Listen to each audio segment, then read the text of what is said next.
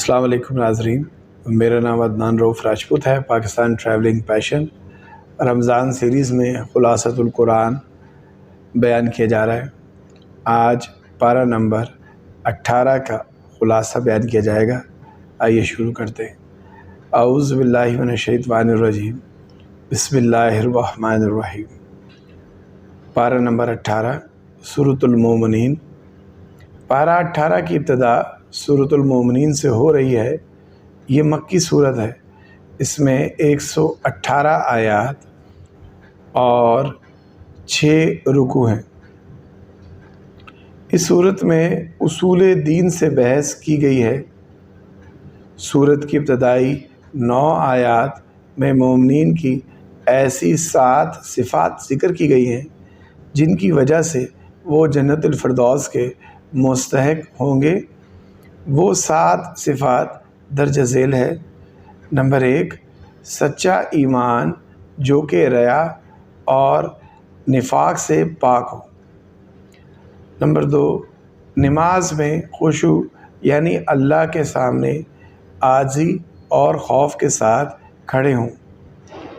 Number 3، لغو سے اعراض۔ لغو ہر ایسے قول و فعل کو کہا جاتا ہے جس میں کوئی فائدہ نہ ہو۔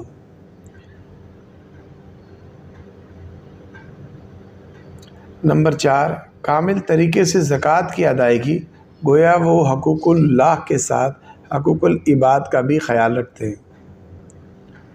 نمبر 6، وہ زنا اور فحش کاموں سے اپنے آپ کو بچا کر رکھتے ہیں۔ نمبر 7، وہ امانتوں کی حفاظت کرتے ہیں اور وعدے پورے کرتے ہیں۔ نمبر 8، نمازوں کی حفاظت کرتے ہیں، وقت کا لحاظ بھی رکھتے ہیں اور ارکان و آداب کی بھی رعایت کرتے ہیں۔ مومنین کی صفات بیان کرنے کے بعد خود انسان کی زندگی اور اس کی تخلیق کے مختلف مراحل میں ایمان کے جو دلائل پائے جاتے ہیں وہ ذکر کیے گئے ہیں۔ قرآن نے شکم مادر میں انسانی وجود کے مراحل آج سے کئی 100 سال پہلے اس وقت بیان کر دیے تھے جب کہ عرب و عجم کے حکماء میں سے کوئی بھی ان مراحل کے بارے میں لب کشائی کی جرات نہیں کر پاتا تھا۔ آج کی جدید سائنس اور میڈیکل تحقیقات بھی ان مراحل کی تصدیق کرتی ہے۔ انسان کے وجود میں دلائل ایمان بیان کرنے کے بعد 3 قسم کے تکوینی دلائل بیان کیے گئے ہیں۔ نمبر 1، 7 آسمانوں اور ان کے اندر جو عجیب مخلوقات ہیں ان کی تخلیق۔ نمبر 2، بارش کا برسانا اور اس کے ذریعے مختلف غلہ جات اور پھلوں کا اگانا۔ نمبر 3، چوپایوں اور ان کے اندر دودھ، گوشت، اون، سواری اور باربرداری جیسے منافع کا پیدا کرنا۔ اللہ تعالیٰ کی قدرت اور وحدانیت کے دلائل کا ذکر کرنے کے بعد اب صورت منتقل ہو جاتی ہے بعض انبیاء علیہم السلام کے قصص کی طرف۔ اس سلسلے میں حضرت نوح، حضرت ہود، حضرت صالح، حضرت موسیٰ، حضرت ہارون، حضرت عیسیٰ بن مریم علیہم السلام کے قصے بیان کیے گئے ہیں۔ آیت نمبر 33 سے 50۔ ان تمام انبیاء کی ایک ہی دعوت، ایک ہی پروگرام اور ایک ہی مقصد تھا۔ یوں محسوس ہوتا تھا کہ وہ سب کے سب ایک ہی زمانے اور ایک ہی ملک میں مبعوث ہوئے تھے، لیکن ان انبیاء کے جانے کے بعد ان کے امتی مختلف فرقوں اور گروہوں میں تقسیم ہو گئے۔ ہر گروہ اپنی کھال میں مست اور خیالات پر خوش تھا۔ کیسے کہا جائے کہ آج مسلمان بھی اس صورتحال سے دوچار ہیں؟ قرآن بھی ایک، نبی بھی ایک، قبلہ بھی ایک، لیکن مسلمان ایک نہیں۔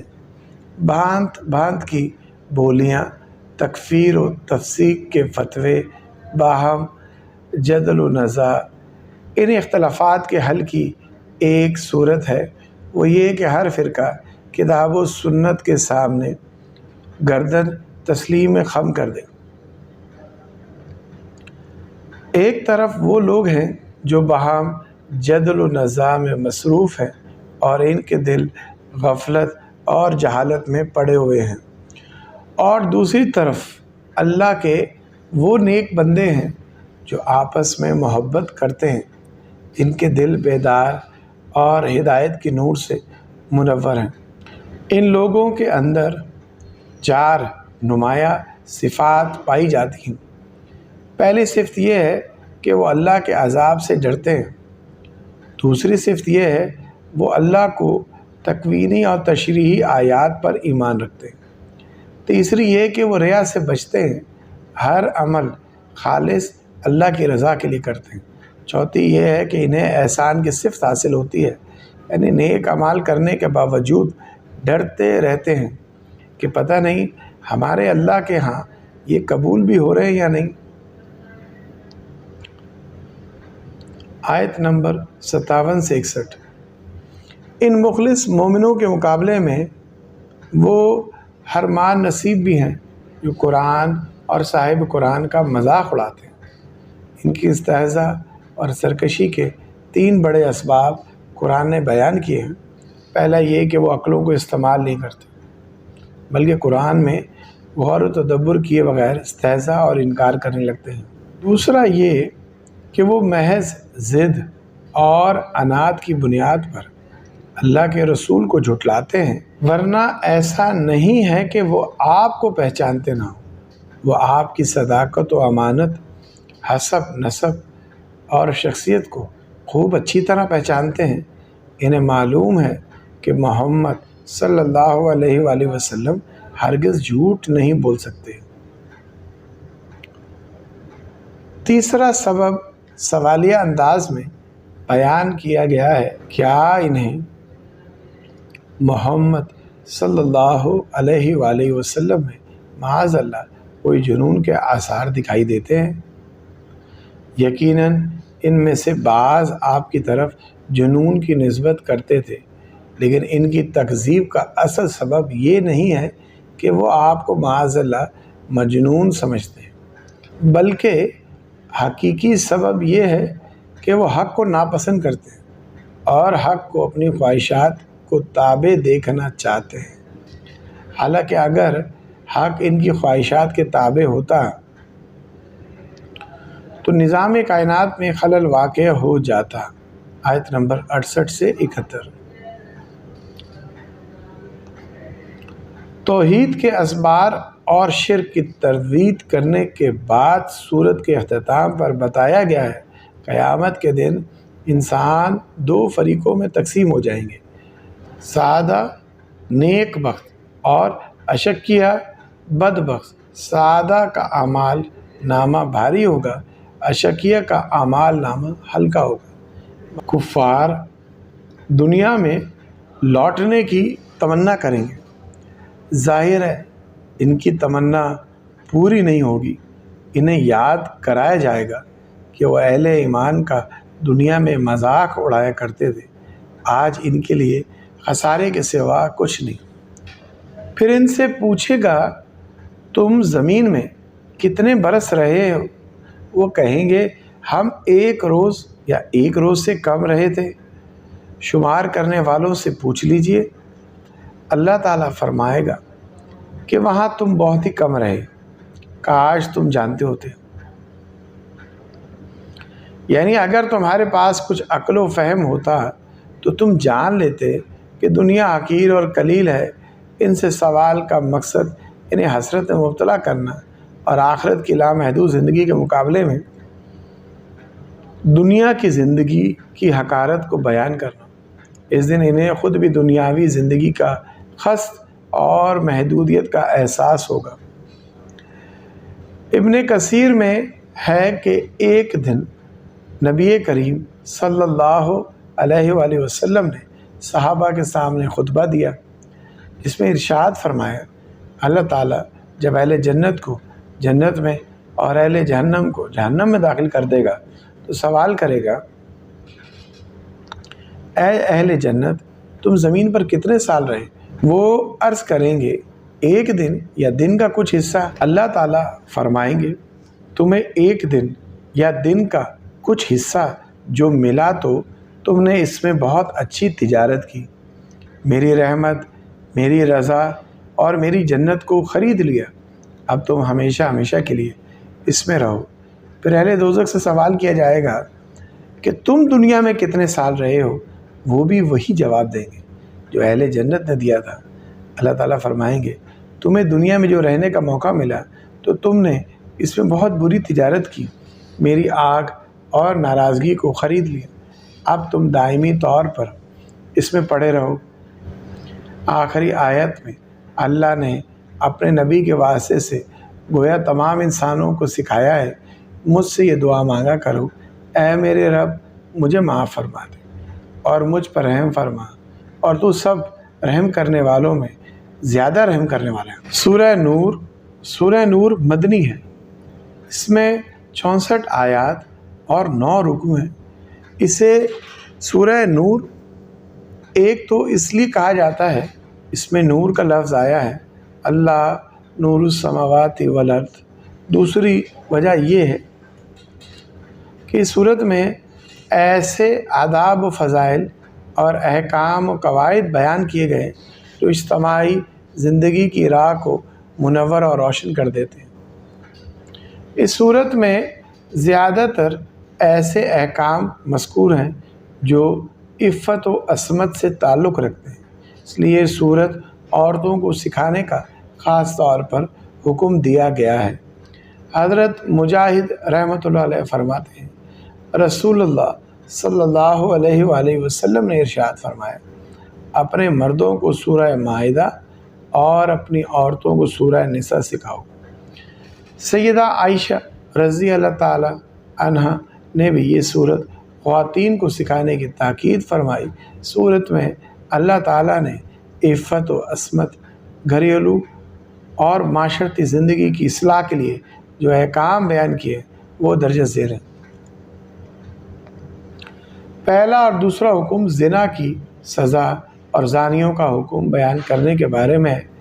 زانی مرد اور عورت اگر غیر شادی شدہ ہوں تو ان کی سزا 100 کوڑے ہیں جو قرآن میں مذکور ہیں، اگر شادی شدہ ہو تو ان کی سزا رجم ہے جو کہ متواتر احادیث میں بیان ہوئی۔ زانیوں کے بارے میں ایک عمومی رویہ بتایا گیا ہے کہ انہیں شریک زندگی بنانے کے لیے وہی لوگ آمادہ ہوتے ہیں جو خود بھی زانی اور بدکار ہوتے ہیں۔ تیسرا حکم حد قذف کا ہے، یعنی اگر کوئی شخص کسی عاقل، بالغ، پاک دامن مرد یا عورت پر زنا کی تہمت لگائے تو اسے 80 کوڑے لگائے جائیں۔ آیت نمبر 4 اور 5۔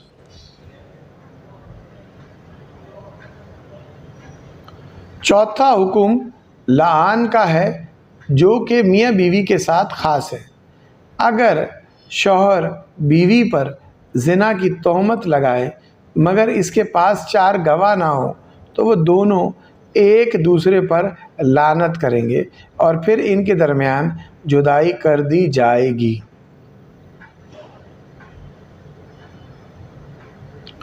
پانچویں حکم کے طور پر قصہ افک بیان کیا گیا ہے۔ افک کا معنی ہے جھوٹ اور بہتان۔ یہ حکم اس وقت نازل ہوا جب سیدہ عائشہ رضی اللہ تعالی عنہا پر بعض منافقین نے بہتان لگایا۔ یہ بہت بڑا بہتان تھا جو بہت بڑی ہستی یعنی رسول اللہ صلی اللہ علیہ وآلہ وسلم کی زوجہ مطہرہ اور مسلمانوں کی روحانی ماں پر لگایا گیا تھا۔ اللہ تعالیٰ نے 10 آیات میں اس واقعے کا ذکر فرمایا اور ان آیات میں منافقوں کی مذمت ہے۔ مسلمانوں کی تنبیہ ہے کہ آئندہ کبھی اس قسم کی بہتان تراشی میں حصے دار نہ بنے، اور حرم نبوت کی عفت و عصمت کا اعلان فرمایا گیا ہے۔ تاریخ انسانی میں ایسا پہلی بار ہوا ہے کہ کسی شخصیت کی پاک دامنی کا اعلان بذریعہ وحی کیا گیا۔ اسے حضرت عائشہ رضی اللہ تعالی عنہا کی خصوصیت میں سے شمار کیا جاتا ہے۔ آیت نمبر 11 سے 12۔ چھٹا حکم گھر میں داخل ہونے کی اجازت اور آداب کے بارے میں فرمایا گیا ہے کہ کسی کے گھر میں بلا اجازت داخل نہ ہوا کرو۔ مستحب یہ ہے کہ اجازت سے قبل سلام کر لیا جائے۔ آیت نمبر 67 سے لے کر 69 تک۔ ساتواں حکم ایمان والے مردوں اور ایمان والی عورتوں کو یہ دیا گیا ہے کہ وہ اپنی نظریں جھکا کر رکھیں اور اپنی شرمگاہوں کی حفاظت کریں۔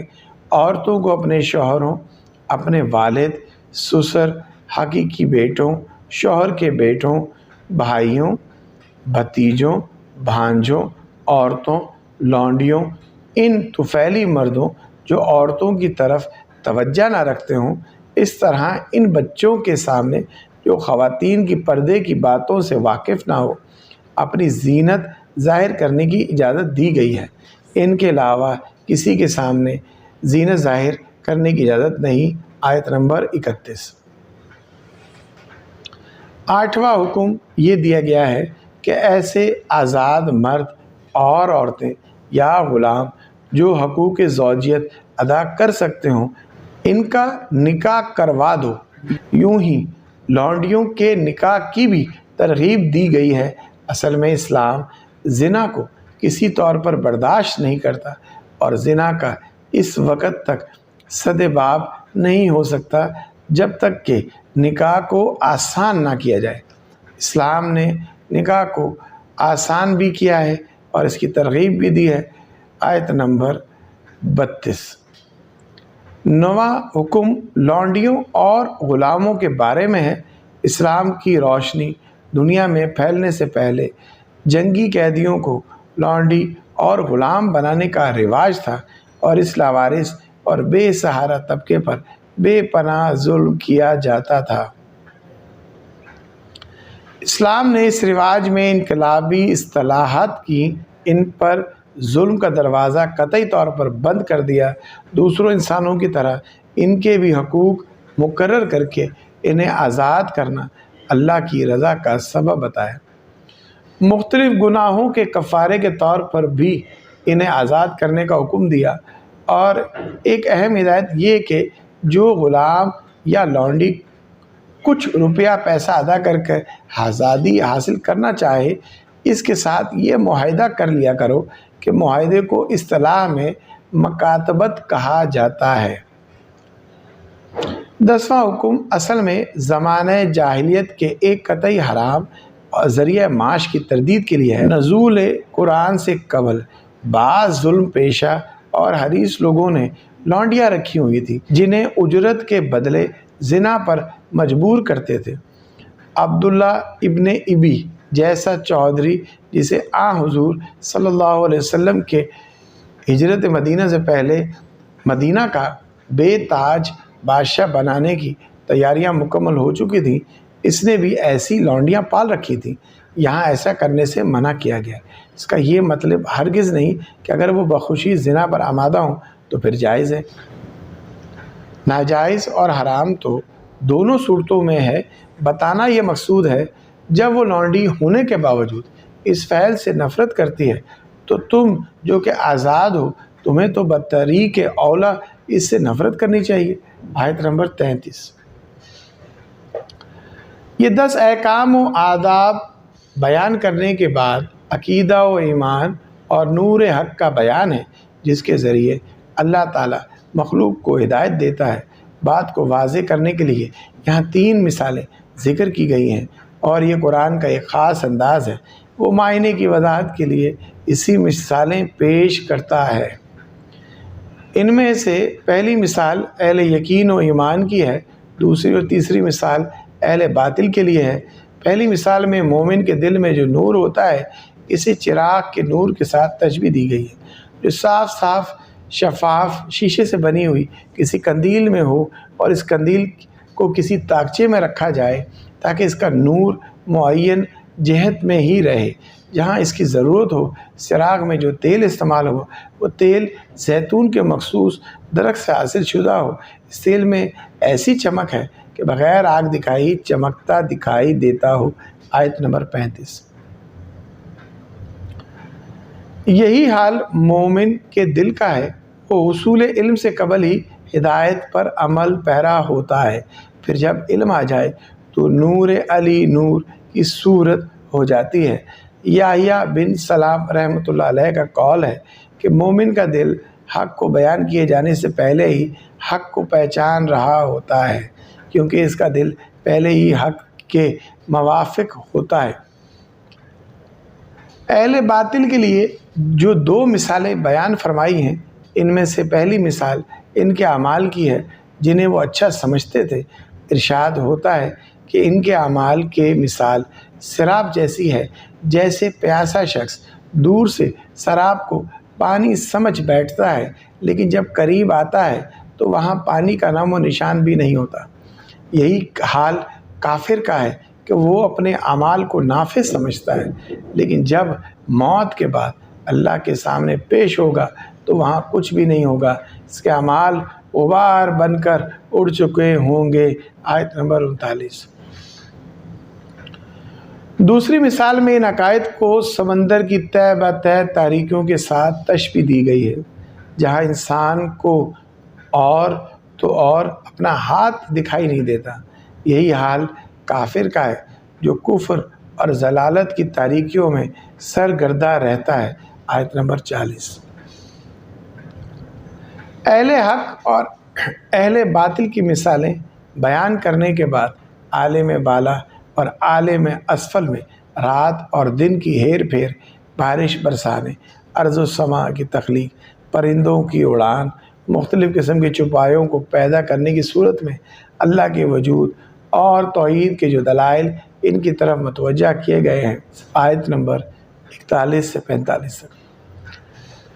دلائل توحید کے بعد منافقین اور مومنین دو گروہوں کا تقابلی تذکرہ ہے۔ منافق ایمان اور اطاعت کے جھوٹے دعوے کرتے ہیں، لیکن جب عملی زندگی میں کوئی ایسا مرحلہ پیش آتا ہے جہاں اللہ اور اس کے رسول کی بات ماننے میں ان کا ذاتی نقصان ہوتا ہے تو وہ اعراض کرتے ہیں، کہ مومن ہر حالت میں اطاعت پر آمادہ رہتے ہیں۔ سچے مومنوں کے ساتھ اللہ نے وعدہ کیا کہ انہیں زمین پر خلافت عطا کرے گا۔ اللہ نے اپنا وعدہ پورا کر دکھایا۔ مسلمانوں کو جزیرۃ العرب پر غلبہ حاصل ہوا، مشرق و مغرب کے ممالک ان کے زیر نگیں آ گئے اور انہوں نے فارس اور روم جیسی مضبوط سلطنتوں کے ٹکڑے ٹکڑے کر دیے۔ آیت نمبر 47 سے 55۔ توحید کے دلائل منافقوں اور مومنوں کے تقابل اور وعدہ خلافت کے بعد اجتماعی اور معاشرتی زندگی کے 3 احکام بیان کیے گئے ہیں۔ پہلا حکم چھوٹے بچوں اور گھر میں رہنے والے غلام اور لونڈیوں کے بارے میں ہے کہ وہ نماز فجر سے پہلے، دوپہر کے قیلولہ کے وقت اور نماز عشاء کے بعد اگر تمہاری خلوت والے کمرے میں داخل ہوں تو اجازت لے کر داخل ہوں، کیونکہ ان 3 اوقات میں عام طور پر عمومی استعمال کا لباس اتار کر نیند کا لباس پہن لیا جاتا ہے۔ دوسرا حکم یہ ہے کہ بچے جب بالغ ہو جائیں تو دوسرے بالغ افراد کی طرح ان پر بھی لازم ہے کہ جب بھی وہ گھر میں آ جائیں تو اجازت لے کر یا کسی بھی طریقے سے اپنی آمد کی اطلاع دے کر آئیں، مثال کے طور پر کھانس کر یا پاؤں کی آہٹ پیدا کر کے۔ تیسرا حکم ان عورتوں کے بارے میں ہے جو بہت بوڑھی ہو جائیں اور نکاح کی عمر سے گزر جائیں کہ وہ اگر پردے کے ظاہری کپڑے اتار دیں تو اس میں کوئی حرج نہیں۔ گزشتہ 10 احکام کے ساتھ ملا کر کل 13 احکام و آداب مذکور ہو چکے ہیں۔ 14واں ادب یہ بتایا ہے جب تم گھر میں داخل ہو تو گھر والوں کو سلام کیا کر۔ 15واں ادب یہ ہے کہ جب تم کسی اجتماعی مشورے وغیرہ کے سلسلے میں مجلس میں بیٹھے ہو تو اجازت کے بغیر मजलिस से ना उठा करो। 16वां अदब यह है कि अल्लाह के रसूल को ऐसे ना पुकारो जैसे आपस में एक दूसरे को पुकारते हो कि सूरत का इख्तिताम इस बात पर हुआ है कि सारी कायनात अल्लाह की कुदरत और इल्म के मातहत है। अल्लाह सब के हालात और अमाल जानता है। क़यामत के दिन हर किसी को इसके अमाल के बारे में बतला दिया जाएगा। 18वें पारे का इख्तिताम हो चुका है। सदक़ल्लाहुल अलीयुल अज़ीम। अल्हम्दुलिल्लाहि रब्बिल आलमीन। अल्लाह ताला मेरा पढ़ना आपका समझना कबूल फ़रमाए। इस दौरान कोई गलती हो गई हो तो परवरदिगार माफ़ फरमाए। आमीन।